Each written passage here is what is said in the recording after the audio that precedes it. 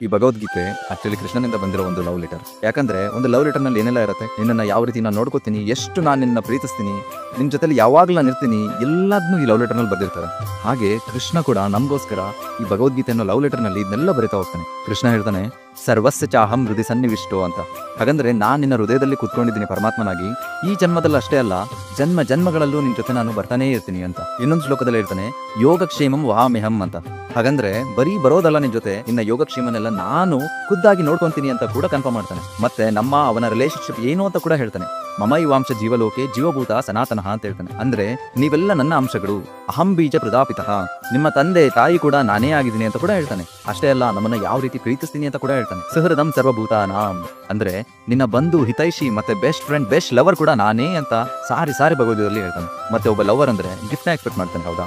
ಹಾಗೆ ಕೃಷ್ಣನ ಎಕ್ಸ್ಪೆಕ್ಟ್ ಮಾಡ್ತಾನೆ. ಆದ್ರೆ ಏನ್ ಗೊತ್ತಾ, ಪತ್ರಂ ಪುಷ್ಪಂ ಫಲಂ ತೋಯಂ ಅಂತ ಕೇಳ್ತಾನೆ. ಅಂದ್ರೆ ಒಂದೇ ಒಂದು ತುಳಸಿನ ಕೊಟ್ಬಿಡು ನೀನ್ ಸಾಕು, ಇಡೀ ವೈಕುಂಠನೇ ನಾನು ನಿನಗೆ ಕೊಡ್ತೀನಿ ಅಂತ ಹೇಳ್ತಾನೆ.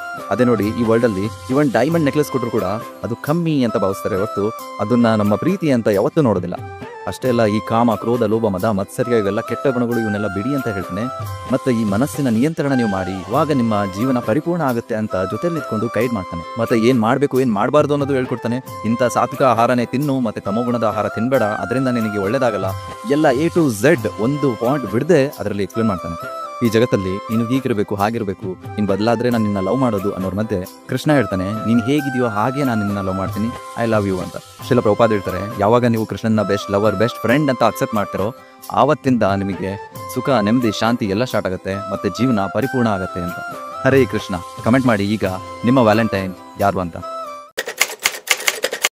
ಯಾರು ಎಜುಕೇಟೆಡ್ ಅಥವಾ ಶಿಕ್ಷಣವಂತರು ಅಂತ ಅಂದರೆ ನಾವು ಇಮಿಡಿಯೇಟ್ಲಿ ಡಿಗ್ರಿ ಮಾಡಿದವರು ಇಲ್ಲ PhD ಮಾಡಿದವರು ಅಂತ ಥಿಂಕ್ ಮಾಡೋಕ್ಕೆ ಸ್ಟಾರ್ಟ್ ಮಾಡ್ತೀವಿ.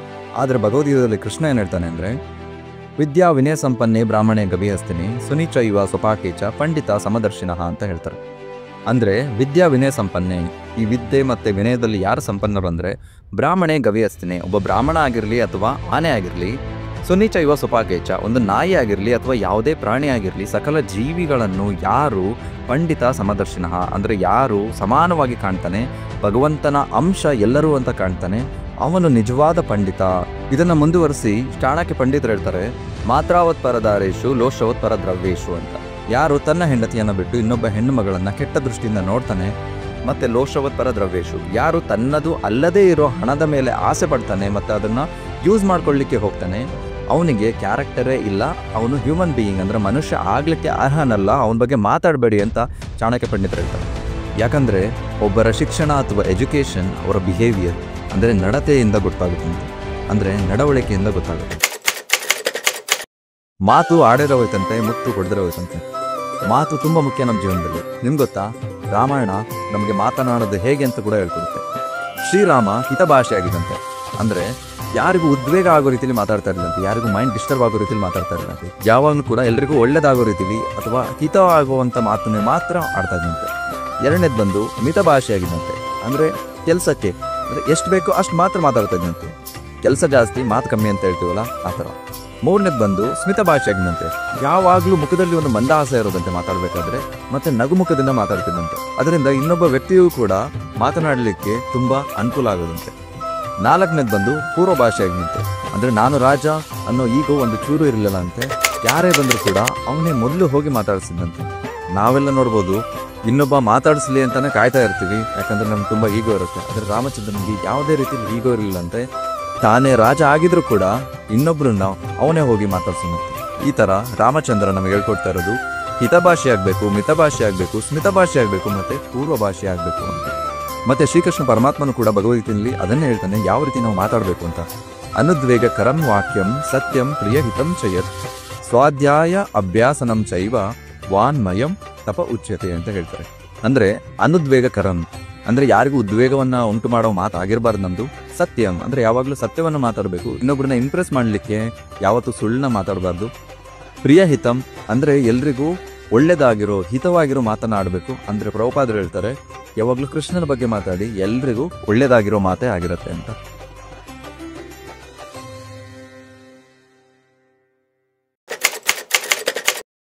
ಶ್ರೀಕೃಷ್ಣ ಪರಮಾತ್ಮ ಭಗವದ್ಗೀತೆಯಲ್ಲಿ ಹೇಳ್ತಾರೆ, ನನ್ನ ಬಳಿಗೆ 4 ವಿಧವಾದ ಜನರು ಬರ್ತಾರೆ ಭಕ್ತಿ ಸೇವೆಯನ್ನು ಸಲ್ಲಿಸಲಿಕ್ಕೆ ಅಂತ.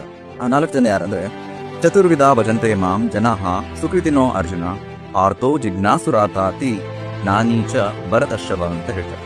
ಅಂದ್ರೆ ಒಂದೇ ಅವ್ರು ಬಂದ್ಬಿಟ್ಟು ಆರ್ತಃ ದುಃಖಿ, ಅಂದ್ರೆ ಅವರು ತುಂಬಾ ಲೈಫಲ್ಲಿ ಫ್ರಸ್ಟ್ರೇಟ್ ಆಗಿರ್ತಾರೆ, ಡಿಪ್ರೆಸ್ಡ್ ಆಗಿರ್ತಾರೆ, ಪ್ರಾಬ್ಲಮ್ಸ್ ಇಂದ ಕಂಗೆಟ್ಟೋಗಿರ್ತಾರೆ.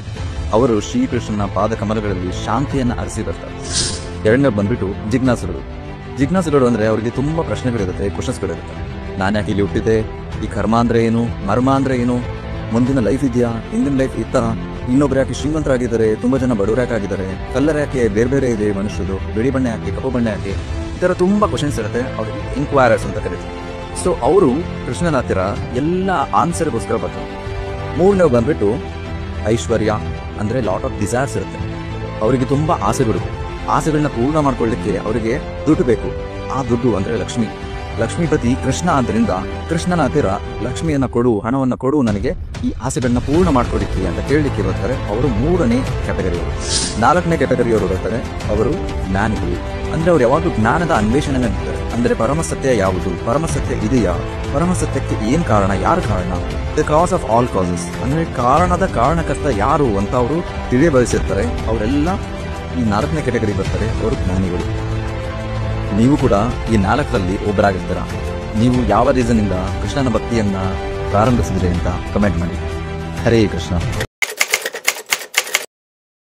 ಒಂದನೇದು, ಕೃಷ್ಣ ಅರ್ಜುನನ್ಗೆ ಭಗವದ್ಗೀತೆ ಹೇಳಿದ್ದು 40 ರಿಂದ 50 ನಿಮಿಷದೊಳಗಡೆ. ಎರಡನೇದು, ಭಗವದ್ಗೀತೆ ಕೃಷ್ಣ ಅರ್ಜುನನ್ಗೆ ಮೊದಲು ಹೇಳಿದ್ದು ಅವಾಗಿಂದನೇ ಸ್ಟಾರ್ಟ್ ಆಗಿದ್ದು ಭಗವದ್ಗೀತೆ ಅಂತ ನಾವು ಕೇಳ್ಕೊಂಡಿದ್ವಿ. ಆದ್ರೆ ಭಗವದ್ಗೀತೆ ಎಲ್ಲಾ ಕಾಲದಲ್ಲೂ ಇತ್ತು. ಮತ್ತೆ ಕೃಷ್ಣ ಮೊದಲ ಬಾರಿಗೆ ಸೂರ್ಯದೇವನಿಗೆ ಅವನು ಭಗವದ್ಗೀತೆ ಹೇಳಿದ್ದು. ಸೂರ್ಯದೇವನ ಹೆಸರು ಅವಾಗ ವಿವಸ್ವಾನ್ ಅಂತ ಇತ್ತು. ವಿವಸ್ವಾನ್ ಮತ್ತೆ ಮನುಗೆ ಹೇಳ್ತಾನೆ, ಮನು ಇಶ್ವಾಕುಗೆ ಹೇಳ್ತಾನೆ. ಭಗವದ್ಗೀತೆ ಒಂದು ಹಿಂದೂ ಗ್ರಂಥ ಅಂತ ಎಲ್ಲರೂ ತಿಳ್ಕೊತಾರೆ. ಆದ್ರೆ ಸರ್ಪ್ರೈಸಿಂಗ್ಲಿ ಇಡೀ ಭಗವದ್ಗೀತೆಯ 700 ಶ್ಲೋಕದಲ್ಲಿ ನೀವು ತಗೊಂಡ್ರೆ ಹಿಂದೂ ಅನ್ನೋ ವರ್ಡು ಮೆನ್ಷನ್ನೇ ಆಗಿಲ್ಲ. ನಾಲ್ಕನೇದು, ಭಗವದ್ಗೀತೆನ ಇಂಥ ಟೈಮಲ್ಲೇ ಓದಬೇಕಾ ಅಂತ ತುಂಬ ಜನಕ್ಕೆ ಡೌಟ್ ಇರುತ್ತೆ. ಹೌದು, ಎಂಥ ಟೈಮಲ್ಲಾದರೂ ಓದ್ಬೋದು, ಎಂಥ ಪರಿಸ್ಥಿತಿನಲ್ಲಾದರೂ ಓದ್ಬೋದು. ಆಚಾರ್ಯರೆಲ್ಲ ಹೇಳ್ತಾರೆ, ಇವನ್ ಸಾವಿನ ಮನೆಯಲ್ಲೂ ಕೂಡ ಭಗವದ್ಗೀತೆನ ಓದಬೇಕು ಅಂತ. ಯಾಕಂದ್ರೆ ಭಗವದ್ಗೀತೆನ ಕೃಷ್ಣ ಹೇಳಿದ್ದು ಕೂಡ ಯುದ್ಧ ಭೂಮಿ, ಎಲ್ಲಿ ಮೂಳೆ ಮಾಂಸ ರಕ್ತಗಳ ಚೆಲ್ಲಾಟ ಆಗಿ ಯುದ್ಧ ಭೂಮಿಯಲ್ಲಿತ್ತು, ಅಲ್ಲೇ ಕೃಷ್ಣ ಅರ್ಜುನನ್ಗೆ ಭಗವದ್ಗೀತೆ ಬೋಧಿಸಿದ್ದು. ಈ ಜ್ಞಾನಕ್ಕೆ ಪರಿಮಿತಿ ಇಲ್ಲ, ಅಪರಿಮಿತವಾದ ಅಲೌಕಿಕ ಜ್ಞಾನ. ಹಾಗಾಗಿ ಎಷ್ಟೊತ್ತಿನಲ್ಲಿ ಬೇಕಾದರೂ ಮತ್ತೆ ಯಾವ ಪರಿಸ್ಥಿತಿನಲ್ಲಿ ಕೂಡ ನಾವು ಓದ್ಬೋದು. ಐದನೇದು, ಭಗವದ್ಗೀತೆನಲ್ಲಿ ಕೃಷ್ಣ ಮಾತ್ರ ಸ್ಪೀಕರ್ ಅಲ್ಲ, 4 ಜನ ಸ್ಪೀಕರ್ ಇದ್ದಾರೆ. ಒಂದು ಕೃಷ್ಣ, ಎರಡನೇದು ಅರ್ಜುನ, ಮೂರನೇದು ಧೃತರಾಷ್ಟ್ರ, ನಾಲ್ಕನೇದು ಸಂಜಯ. ಭಗವಂತನಿಗೆ ಆಕಾರ ಐತಿಯೋ ಇಲ್ಲ ನಿರಾಕಾರನೋ ಅಂತ ಪ್ರಶ್ನೆ ಬರುತ್ತೆ. ಈ ಪ್ರಶ್ನೆಗೆ ವಿಶ್ವಗುರು ಶ್ರೀಲ ಪ್ರಭುಪಾದರು ತುಂಬಾ ಚೆನ್ನಾಗಿ ಆನ್ಸರ್ ಮಾಡ್ತಾರೆ. ಒಬ್ರು ಹೋಗಿ ಪ್ರಭುಪಾದರು ಕೇಳ್ತಾರೆ, ಪ್ರಭುಪಾದ್, ಈ ಭಗವಂತ ನಿರಾಕಾರನ ಅಂತ. ಪ್ರಭುಪಾದರು ಹೇಳ್ತಾರೆ, ಹೌದು, ಒಂದು ಮಟ್ಟಿಗೆ ನಿರಾಕಾರನೇ ಅಂತ. ಹೇಗೆ ಅಂತ ಕೇಳಿದಾಗ ಅವ್ರು ಹೇಳ್ತಾರೆ, ಯಾಕಂದ್ರೆ ಭಗವಂತನ್ಗೆ ನಿಮ್ಮ ರೀತಿ ಅಲ್ಲ ಆಕಾರ ಇರೋದು, ಅವನ ಆಕಾರನೇ ಬೇರೆ, ಅದಕ್ಕೆ ಅವನು ನಿರಾಕಾರ. ಹೇಗಂದ್ರೆ ನಮ್ಮ ಶರೀರ ಬಂದು ಮೂಳೆ ಮಾಂಸ ಮಲ ಮೂತ್ರಗಳಿಂದ ಆಗಿದೆ, ಆದ್ರೆ ಭಗವಂತನ ಶರೀರ ಇದರಿಂದ ಆಗಿಲ್ಲ, ಅದಕ್ಕೆ ಅವನು ಆಕಾರ ನಮ್ಗಿಂತ ಚೇಂಜ್ ಇದೆ, ಅದಕ್ಕೆ ಅವನು ನಿರಾಕಾರ ಅಂತ ಹೇಳ್ತಾರೆ. ಇದನ್ನ ಬ್ರಹ್ಮದೇವರು ಕೂಡ ಬ್ರಹ್ಮ ಸಂಹಿತದಲ್ಲಿ ಕನ್ಫರ್ಮ್ ಮಾಡ್ತಾರೆ. ಈಶ್ವರ ಪರಮಃ ಕೃಷ್ಣ ಸಚ್ಚಿದಾನಂದ ವಿಗ್ರಹ ಅಂತ ಹೇಳ್ತಾರೆ. ಭಗವಂತ ಸತ್ ಶಾಶ್ವತ ದೇಹದವನಾದ್ರೆ ನಮ್ಮ ದೇಹ ಅಶಾಶ್ವತ ಅಸತ್.